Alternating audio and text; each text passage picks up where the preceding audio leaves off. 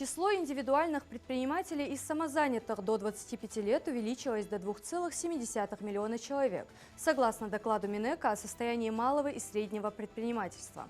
С начала запуска нацпроекта по поддержке малого и среднего предпринимательства в 2019 году количество молодых бизнесменов увеличилось в 6 раз.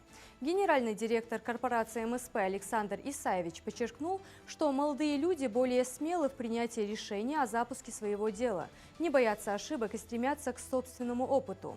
Развитие молодежного предпринимательства способствует созданию новых продуктов и услуг, повышает производительность труда и эффективное использование трудовых ресурсов, отметили в агентстве стратегических инициатив.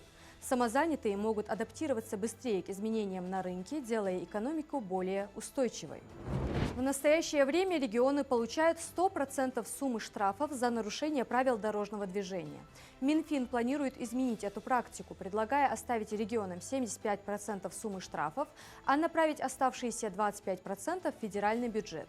Эти изменения обсуждаются в контексте возможного повышения размера штрафов. Министерство финансов разработало поправки в бюджетный кодекс, которые предусматривают перераспределение доходов от штрафов за нарушение ПДД в пользу федерального бюджета.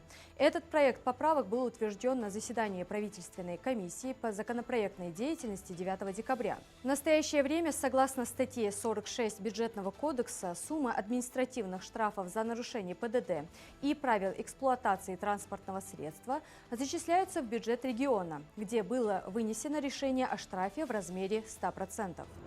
В Центробанке России назвали причиной ослабления рубля.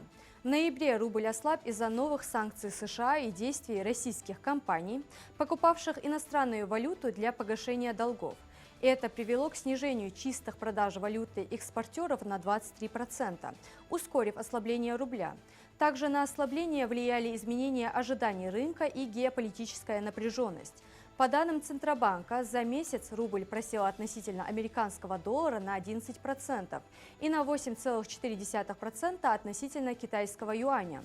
Для исправления данной ситуации Центробанк поставил на паузу закупку иностранной валюты до конца 2024 года на внутреннем рынке, но уже вскоре продолжил ее продажи.